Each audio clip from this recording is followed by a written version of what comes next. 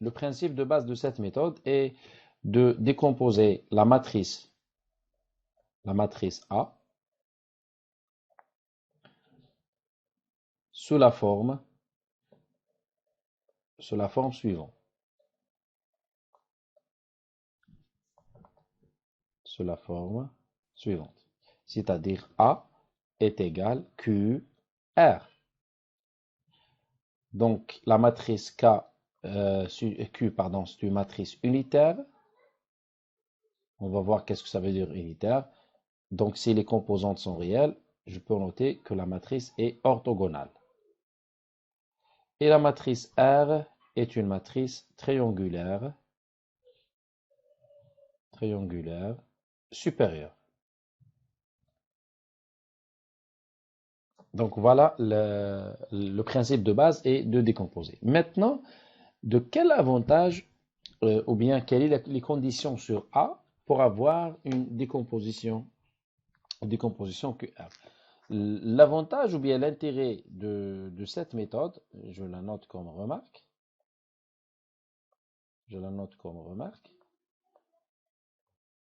Toute matrice A admet une décomposition QA. Même si A n'est pas une matrice carrée. Donc on peut, comment dirais-je, on peut décomposer une matrice, 3 lignes, 2 colonnes, il n'y a pas de problème. Donc c'est pas forcément par rapport à la décomposition LU ou bien la décomposition de Cholesky, il faut avoir la matrice doit être carrée. Même, donc toute matrice, pas, comment dirais-je, pas de condition. Et est-ce que la décomposition est unique? Donc si A n'est pas inversible, c'est-à-dire la matrice est singulière, c'est-à-dire le déterminant est égal à 0, la décomposition existe,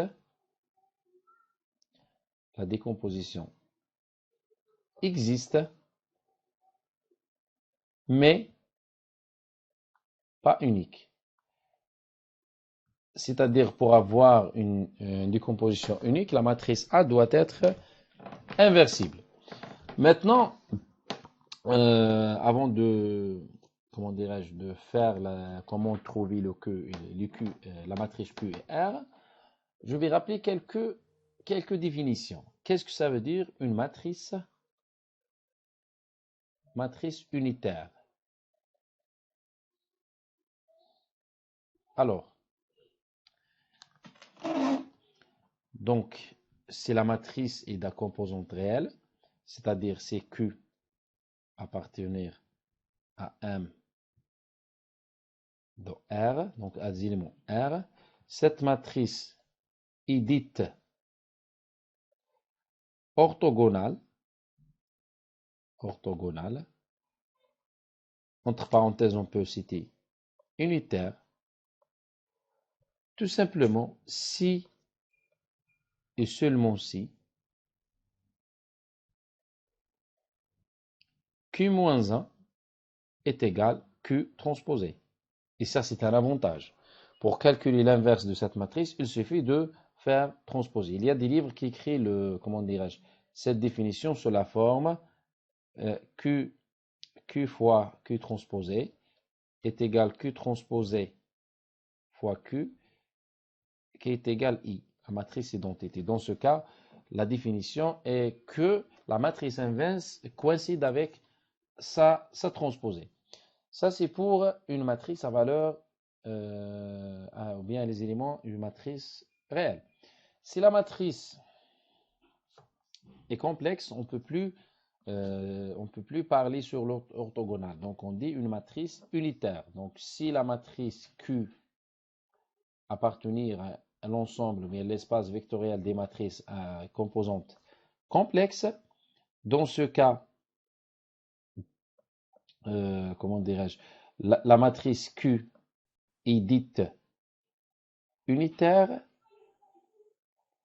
si et seulement si la condition suivante est vérifiée. Quelle condition? C'est-à-dire, la matrice inverse est égale à la matrice adjointe. On a vu déjà pendant le chapitre adjoint, qu'est-ce que ça veut dire adjointe? Adjointe, c'est-à-dire, je vais mettre comment dirais-je, le conjuguer sur toutes les composantes et faire le transposer. Par exemple, i moins 1, 2i, ou la moins 2i, si c'est 1. À quoi est égal? Ça, c'est q. À quoi est égal q bar transposé? Tout simplement, je vais calculer q bar. Q bar, c'est le conjugué. C'est moins i, c'est moins 1, c'est 2i, et ça, c'est 1. Je vais faire maintenant le transposé. Le transposé, c'est moins i moins 1, ici, de i1. Voilà comment calculer q bar t, c'est-à-dire je mets le conjugué partout, puis je vais mettre le transposé. C'est ça, qu'est-ce que ça veut dire une matrice transposée. Maintenant, l'avantage de cette méthode est comment résoudre un système linéaire. Donc c'est là, résoudre un système linéaire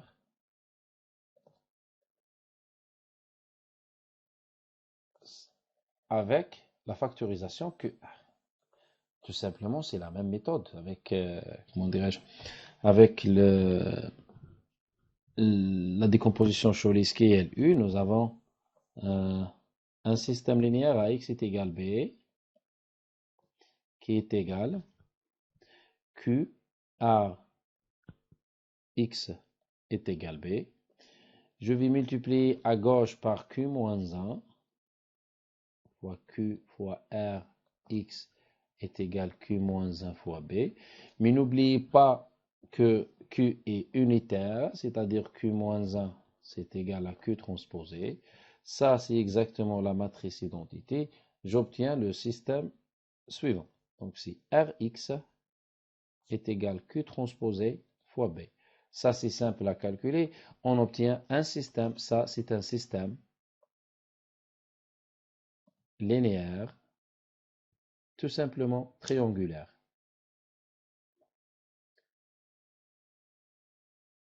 Et qui est simple à résoudre, puisqu'elle est une matrice triangulaire supérieure, on peut trouver la solution facilement.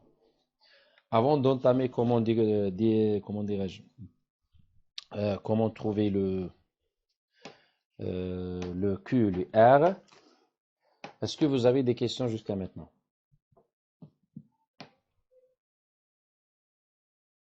Non. Tout est clair. Oui.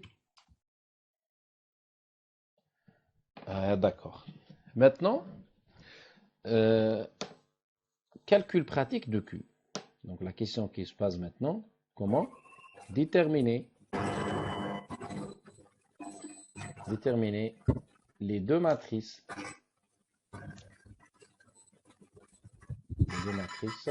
Q et R. D'accord. Maintenant, pour déterminer Q, s'il vous plaît, coupez vos sons, s'il vous plaît.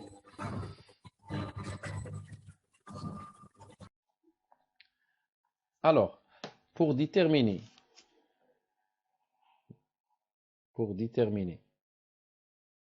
Q, il y a plusieurs méthodes. Mais les méthodes les plus utilisées, c'est tout d'abord la première méthode, c'est le processus, bien l'algorithme de Gram-Schmidt, c'est écrit comme ça normalement, Schmidt. Deuxième méthode, c'est la méthode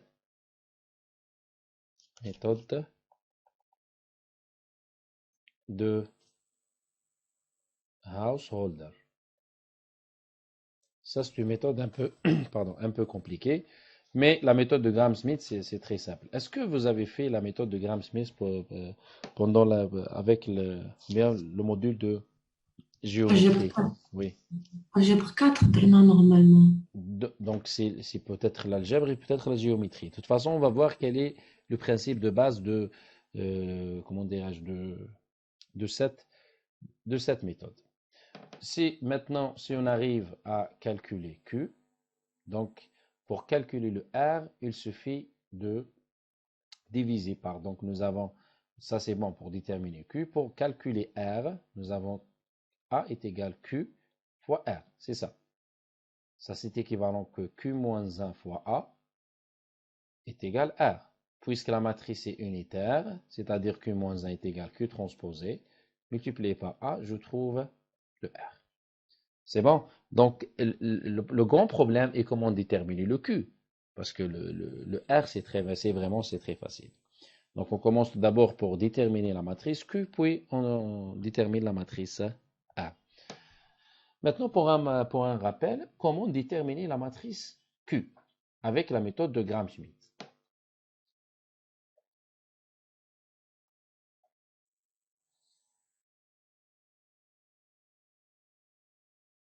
Alors, pour un rappel, c'est l'algorithme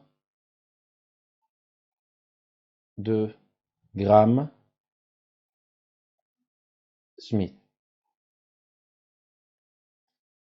Voilà.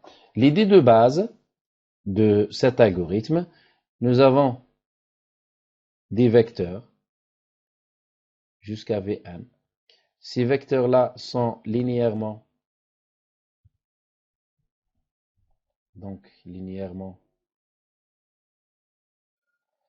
indépendants.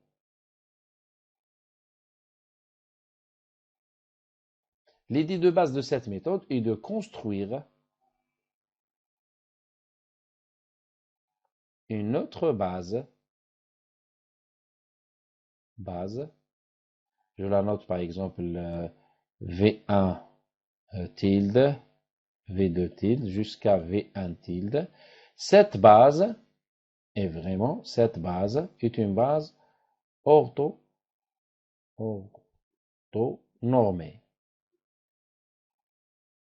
Qu'est-ce que ça veut dire une base orthonormée? Vous connaissez qu'est-ce que ça veut dire? Oui. Le produit scalaire est égal à 0.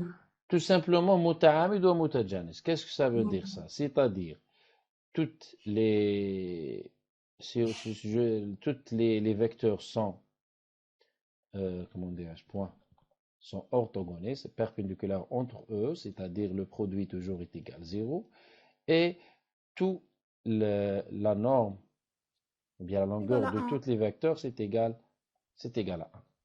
C'est bon? Ça, c'est l'idée de base, ou bien c'est le principe. Maintenant, algorithme. Comment appliquer cet algorithme? Pour cela, essayez de suivre moi étape par étape. D'accord? Donc, on prend cette base-là, U1, U2, jusqu'à UN, une base. Automatiquement, ces bases-là sont bien sûr linéairement indépendantes. Pour construire la matrice Q, on va construire les colonnes, c'est-à-dire la première colonne sera un vecteur, le deuxième, troisième, etc. Voilà l'algorithme. Donc, c'est le vecteur V1 est égal à U1, tout simplement. On prend la première colonne. V2, donc U1, c'est la première colonne de A, d'accord? Donc, pour mieux comprendre, c'est mieux. Donc, la matrice A, nous avons ça, c'est U1, ça, c'est E2, jusqu'à UN. C'est ça les composantes. Voilà.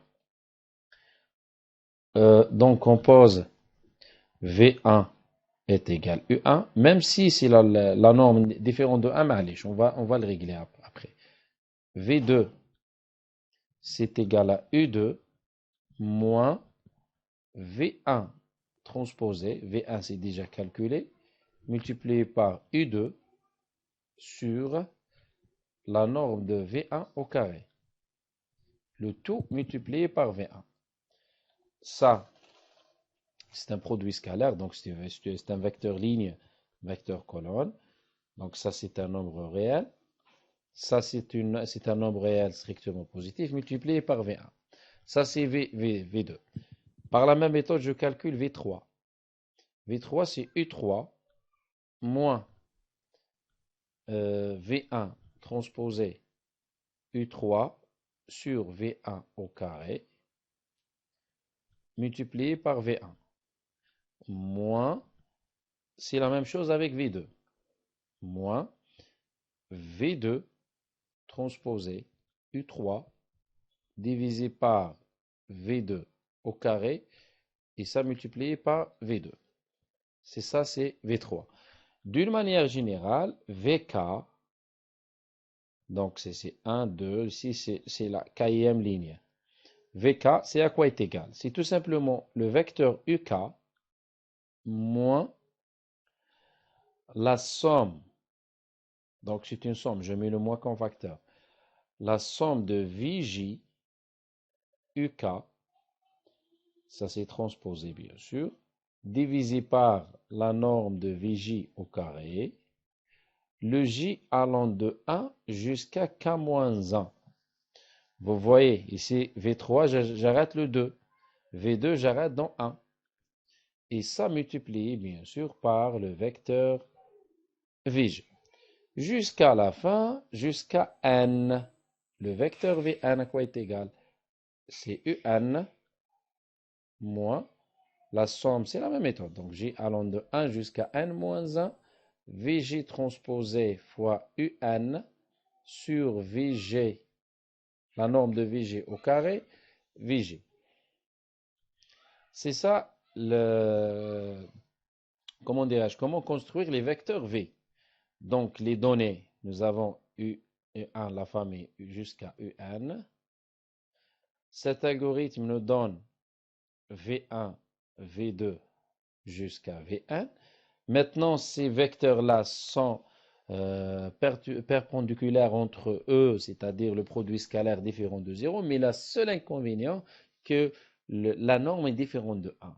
Pour cela, ça, je vais le transformer vers une autre base, Q1, Q2 jusqu'à Qn, tel que le vecteur Qg est égal le vecteur Vj divisé par sa norme.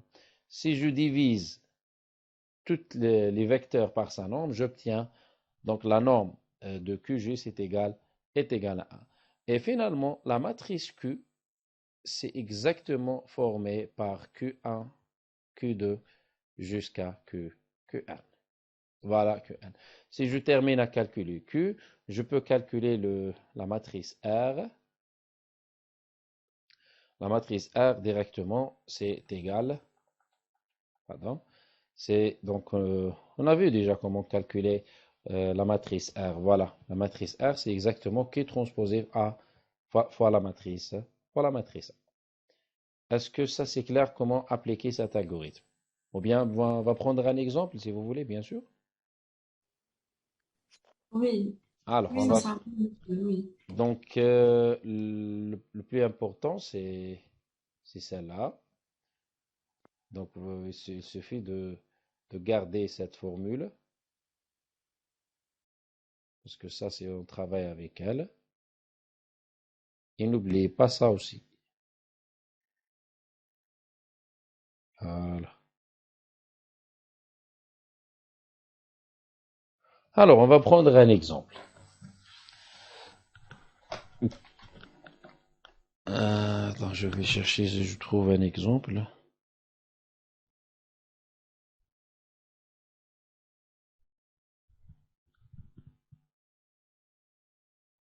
Par exemple,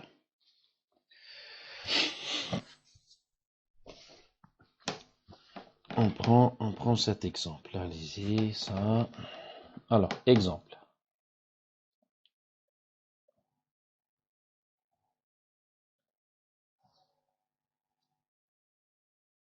Essayez de suivre moi pendant les calculs, s'il vous plaît, pour ne pas faire des erreurs. Alors, soit A une matrice définie par 2, 1, 2, 1, 1, 2, 2, 1. Voilà, c'est une matrice 3 fois 3. Et on peut aussi travailler avec des matrices, comment dirais-je, des matrices non, comment dirais-je, non carrées. D'accord? On peut travailler avec des matrices non carrées, y a pas de problème. Maintenant, Non, est-ce qu'on peut travailler avec des matrices complexes, oui, des bien nombres sûr, complexes? oui, bien sûr, vous pouvez travailler avec des matrices complexes, mais vraiment, c'est assez compliqué. Oui, on peut Ah, travailler avec des complexes, il n'y a pas de problème. Donc, j'ai dit ici, pendant le début de cours, voilà, on peut avoir des matrices avec des nombres complexes. D'accord? Pas forcément carrés, pas forcément des valeurs ou bien de composants dans R. Alors, on va tout d'abord, nous avons la famille suivante. Donc, les vecteurs U1. Le vecteur U1, c'est 2, 1, 2. Le vecteur U2, c'est 1, 1, 1. Le vecteur U3, c'est 2, 2, 1. Donc ici, s'il vous plaît, de suivre avec moi. Le vecteur V1, c'est à quoi est égal V1? C'est U1. C'est égal 2, 1, 2.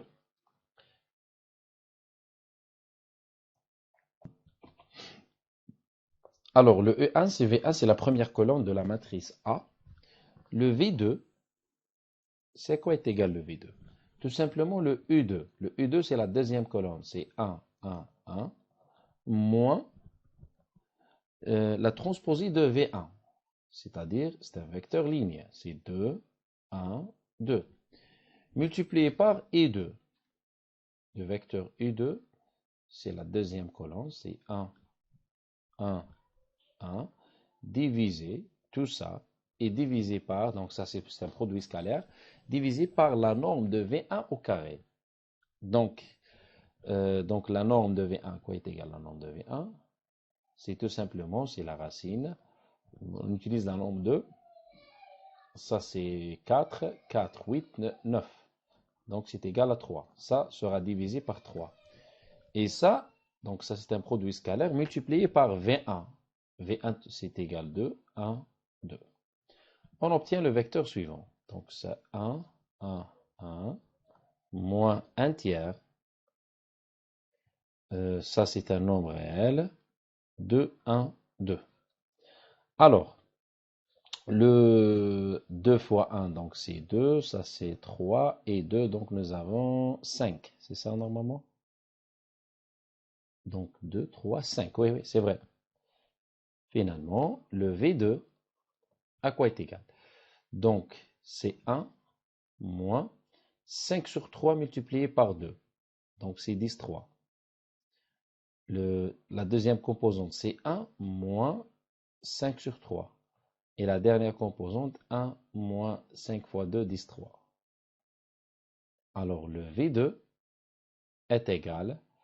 Donc, ici, c'est 1 moins 10, 3, c'est moins 7, 3. Ici, c'est moins 2, 3. Et ça aussi, c'est moins 7, 3. Je peux aussi s'écrire sous la forme 1 sur 3, moins 7, moins 2 et moins 7. C'est ça le vecteur V2. Maintenant, calculons le V3. Avec le même processus, toujours le V3 à quoi est égal? C'est le vecteur U3 moins V1 transposé par U3 sur V1, la norme V1 au carré multiplié par V1, moins V2 transposé par U3 sur la norme de V2 au carré, multiplié par V2. Alors calculons tout doucement pour éviter les erreurs. Donc U3, c'est la dernière colonne de la matrice A, c'est 2, 2, 2, 1, moins la norme de V1 au carré. On a calculé ça, donc ça c'est... Ah, attends, j'ai fait une erreur ici. Donc attention, ça c'est pas 3. La norme de V1 c'est 3, mais je dois diviser par la norme de V1 au carré. Parce que V2 à quoi est égal effectivement? V2 c'est U2 moins V1 transposé multiplié par I2 sur la norme de V1 au carré, multiplié par V1. Donc j'ai fait une erreur, hein. Voilà, la norme au carré. C'est-à-dire ça, c'est pas 3, c'est 9. Attention, même aussi c'est 9. Alors je vais modifier ça. Même ça ici c'est 9. Donc on va modifier le tout. Allez-y. Donc on a fait une erreur ici. Et suivez-moi s'il vous plaît pour ne pas faire des erreurs. Donc V1 au carré. Donc le V1 c'est 3. Donc au carré il devient 9.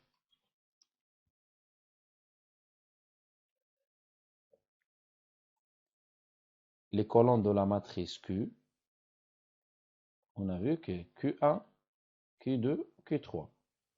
Nous avons trois composantes à chaque fois. Quelle est la relation entre Q et V? On a vu que pour avoir comment dirais-je, un vecteur, pour avoir des vecteurs ou bien une base avec des vecteurs de longueur ou bien de norme 1, il suffit de prendre Q1, le vecteur Q1, c'est le vecteur V1 divisé par la norme de V1. La norme de V1. Voilà. Le vecteur V1, c'est 2, 1, 1, divisé par la norme de V1 qui est 3. Donc ça, c'est la première colonne de la matrice Q. Q2, c'est 1 sur la norme de V2 multiplié par V2. Le V2 à quoi est égal? Le V2, c'est 1 sur 9 fois moins 1, 4 moins 1. Alors, on va calculer la norme de V2. Normalement, on a calculé déjà la norme de V2. C'est bon, il est calculé Oui, déjà. c'est racine 2 sur Voilà. 3. Racine 2 sur 3. Donc, elle devient 3 sur racine 2. Parce qu'il faut faire l'inverse. 1, 9, moins 1, 4, moins 1. Le 3 et 9, ça saute, il reste 3. Donc, c'est 1 sur 3 racine 2 multiplié par moins 1 et 4 et moins 1. Voilà, donc ça c'est Q2. Ça c'est Q2. Maintenant le Q3, la dernière colonne. Q3 c'est 1 sur la norme de V3 multiplié par V3. Voilà le V3. La norme à quoi est égale la norme? Ça c'est 1, 4 plus 1, 4. Donc 1, 4 plus 1, 4 c'est 2, 4, donc c'est 1 demi. N'est-ce pas? Donc 2, 4 c'est 1 demi. La racine c'est racine 2 sur 2. C'est ça.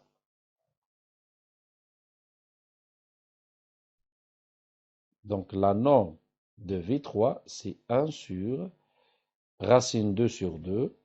Ou bien tout simplement 1, 4 plus 1, 4 c'est 2, 4. 2, 4 c'est la racine 2 sur 2.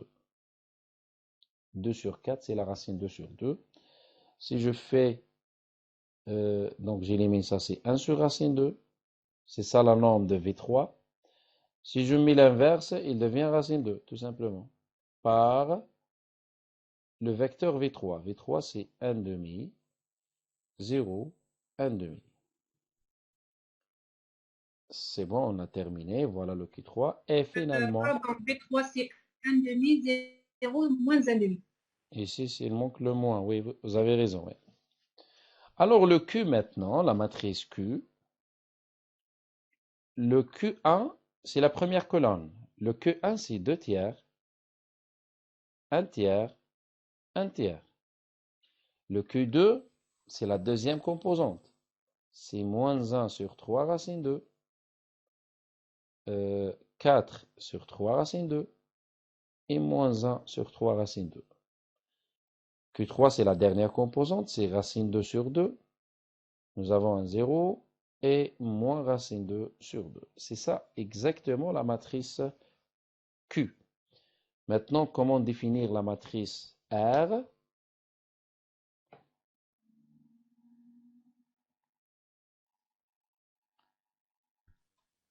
Alors, on a vu que la matrice R, c'est Q moins 1 fois A.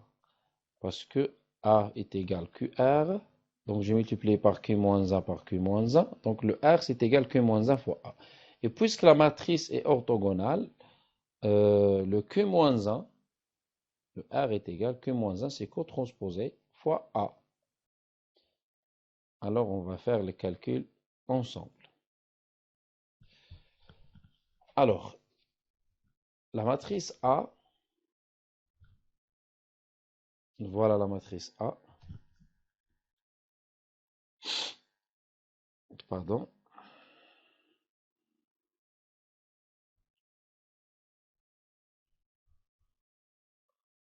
Alors, la matrice A, c'est 2, 1, 2, 1, 1, 1, 2, 2, 1. Et la matrice R, pardon, la matrice Q, Q transposée. Donc, nous avons la matrice Q, je vais le inverser, c'est-à-dire les lignes deviennent des colonnes et vice-versa. Donc, ça, c'est 2 tiers, moins 1 sur 3 racine 2, racine 2 sur 2. Ça, c'est la première ligne, elle devient première colonne. Deuxième ligne, 1 tiers devient deuxième colonne. 1 tiers, 4, 3 racine 2 et 1 0. Troisième ligne, elle devient troisième colonne. 1 tiers, moins 1, 3 racine 2. Et finalement, moins 2 racine 2. Moins racine 2 sur 2. Alors, la multiplication de ces deux matrices, une dans la matrice R. Comme ça. Monsieur, Oui, il y a une erreur. غلط وقت Q1 Q1. parce que وقت V1 مكتوبة فوق Q1 qui copié comme V1 2 Q1. 1 2 ماشي 2 1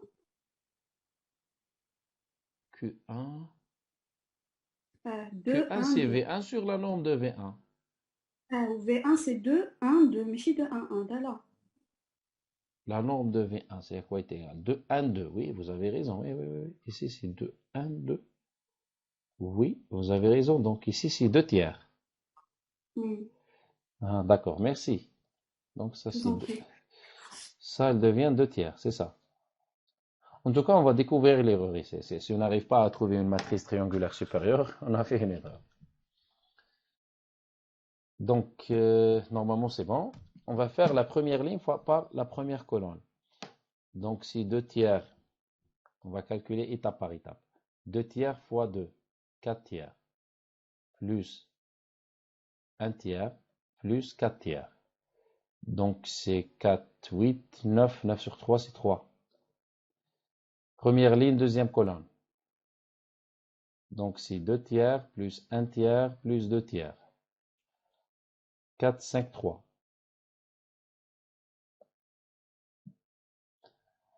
Première ligne, dernière colonne. C'est 4 tiers, plus 2 tiers, plus 1 tiers.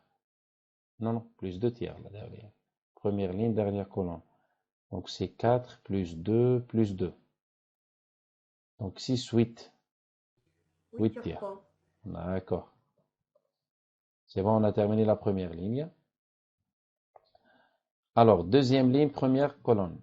Donc, c'est moins 2, 3 racine 2, plus 4, 3 racine 2, moins 2, 3 racine 2. Donc, moins 2, plus 4, c'est 0. Je vais la ramener immédiatement. Merci. J'ai oublié de ramener ma voiture, elle est loin. D'accord, on va continuer comme ça. Ça, c'est 0. Maintenant, deuxième ligne, deuxième colonne, c'est moins sur racine, 3 racine 2, plus 4, 3 racine 2, moins 1, 3 racine 2. Donc, 4 moins 2, c'est 2 sur 3 racine 2. D'accord. Et la deuxième ligne, dernière ligne, dernière colonne, c'est moins 4, 3 racine 2, plus 8, 3 racine 2, moins 1, 3 racine 2. Alors, moins 4, moins 5, plus 8, c'est 3. 3 sur 3, donc c'est 1 sur racine 2. Et finalement, la dernière ligne. Donc, la dernière fois la première, donc c'est racine 2. La deuxième, c'est 0, moins racine 2. C'est un 0. Et deuxième ligne, troisième colonne. Donc, c'est 2 racine 2, moins 2 racine 2. C'est un autre 0. Et la dernière, racine 2. Attends, racine 2 fois 2. Donc, c'est racine 2. Ça, c'est un 0, moins racine 2 sur 2. Donc, c'est racine 2 sur 2. Et voilà la matrice R. Donc, on a obtenu une matrice triangulaire supérieure. Et la matrice Q est unitaire. Comment vérifier que ça, c'est une matrice unitaire? Bien, une matrice orthogonale. Il suffit de multiplier Q par sa transposée. Il suffit, ou bien, il faut trouver la matrice identité. D'accord? Donc, est-ce que c'est clair comment appliquer la méthode de Gram-Smith? Est-ce que vous avez des questions avant d'entamer d'autres choses?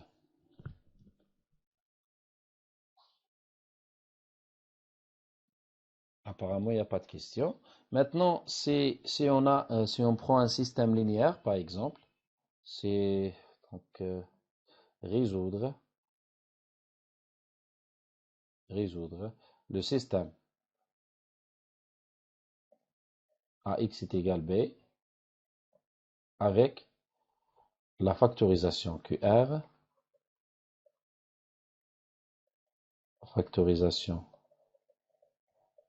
bien sûr, je vous donne le B.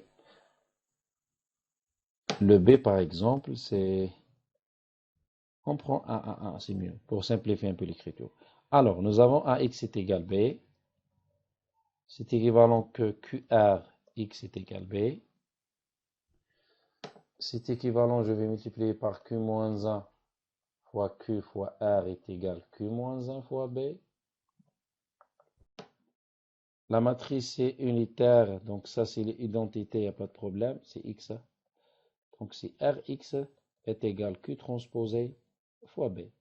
Ça c'est un système triangulaire, c'est simple à calculer. Donc, comme ça, c'est 3x1 plus 5,3x2 plus 8,3, pardon, x3, c'est égal, on va calculer que la matrice transposée fois B. Deuxième, donc c'est 2, 3 racine de x2 plus 1 racine de x3 est égal. Et finalement, racine 2 sur 2x, x3 est égal. Maintenant, le Q transposé par le vecteur B, voilà le Q transposé par le vecteur B. Donc, puisque je prends le vecteur B, c'est 1, 1, 1. Donc, il suffit de multiplier ça par ça. Donc, la première ligne fois la première fois 1, 1. Donc, c'est la somme parce que le B est égal 1. Donc, ça, c'est 1, 1, 1. Je fais la somme de ça, la somme de ça, la somme de ça, tout simplement. Donc, la première, c'est 2 et 2. 4, c'est 5 sur 3. Maintenant, la deuxième. Donc, 4 moins 2, c'est 2 sur 3 racine 2. Et la dernière, c'est 0. Donc, on a obtenu la solution. Le x3, c'est égal à 0. Le x2, puisque ça, c'est égal à 0, ça saute. 3 racine de 3, le x2 est égal à 1, tout simplement. Et le x1, finalement, c'est 5,3. Ça, c'est un tiers, parce que je vais diviser par 3. Comme ça. 5,3. Moins le x2, c'est 1. Donc, moins 5,3 fois 1. Le x3, c'est moins 3 par 0. Ça, c'est 0. Ça, 0. Donc, la solution du système est donnée par le x1, c'est 0. 1, 0. Voilà la solution. Voilà la solution de ce système. Maintenant, si on compare ça avec la méthode de Cholesky ou bien la méthode de Crout, la méthode de Crout et Cholesky est plus simple que ça. Mais de point de vue numérique, comment dirais-je, cette méthode est plus stable numériquement. C'est-à-dire, il n'y a pas d'erreur, il n'y a pas d'erreur numérique par rapport aux autres méthodes. Est-ce que vous avez des questions?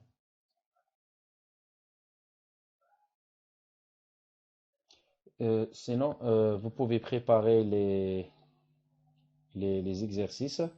Donc, vous pouvez préparer l'exercice 2. Juste la question Graham Schmidt, parce que sur le madame de... Oui, voilà. Voilà Graham Smith. Voilà la méthode. Je vais vous envoyer le document en PDF immédiatement, hein. Donc, s'il vous plaît, essayez de préparer ces deux exercices-là.